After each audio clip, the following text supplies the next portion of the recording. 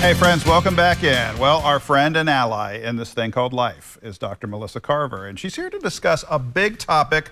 Are your preconceived ideas or beliefs blocking your blessings? To friends, to family, the list goes on and on. Dr. Carver, good to see you. Good to see you.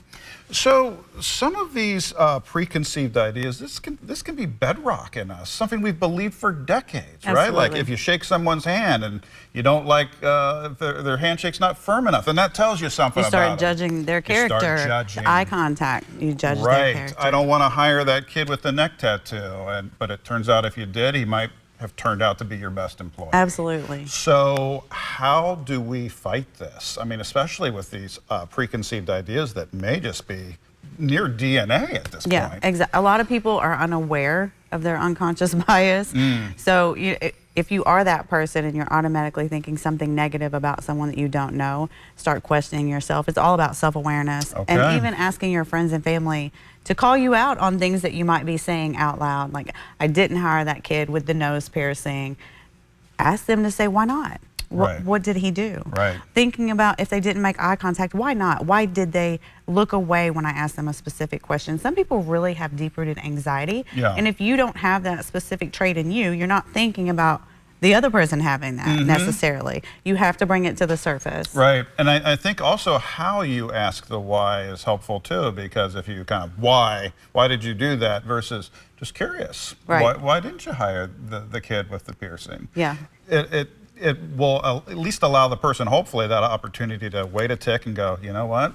Let me think on that for a second. Why didn't I? So, Right. And friendships, partners even, you know, people have an idea of what their future partner looks like, acts like, dresses like, how much money do they make? Right, right. And are you passing up someone that could be the complete love of your life because they didn't reach that ticket of your financial desires at that moment, but they could surpass that later on? Well, you're not doing yourself any favors either, going out there like you're ordering this person out of the Sears holiday wish book. Yes, but so often people do. They make a list. This is what they want the person to look like, rather than just going off what they feel like. Very, very interesting. So, obviously, if someone calls you on it and says, "Hey, just curious, why this isn't," what can we do without that prompt ourselves to just say, because you see a lot of anger too, especially over politics, I'm never, if you voted this way or that way, defriend me now. Can't be friends with you. Yeah, we see that on social media every day. And that defriend list might be a great blessing for you Absolutely. Just start asking yourself, why did they vote this way? Or asking them and letting them know up front, like, I'm just asking you this question. I'm not coming to you to be argumentative. I really want to know. Because often the reason you think they voted for them may not be the reason they voted for them. We just automatically assume. Again, we only live in our own mind and our own thoughts and have lived our life, but they have lived their life and have their thoughts.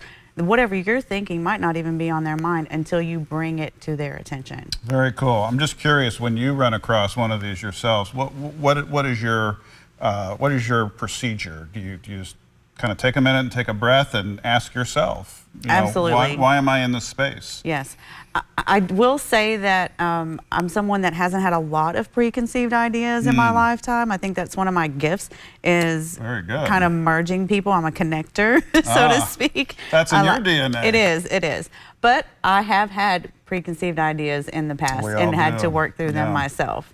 So absolutely. And I advise anyone to ask yourself questions, ask the other person questions, but always preface it with, I'm not trying to argue with you. I'm asking a genuine question, and watch your tone. I love that. I love it. Well, this is a great time of year too to take that pause, but this is a good life lesson for any time of the year. Yes, and hang out and travel and go places and talk to people that are outside of your realm that you don't normally talk to. Who knows, you might learn something. Right.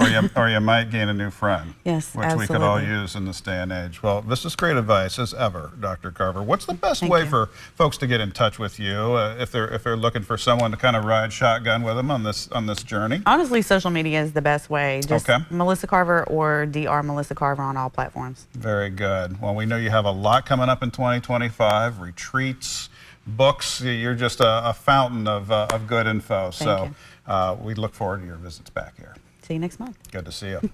Back with more. Stay with us.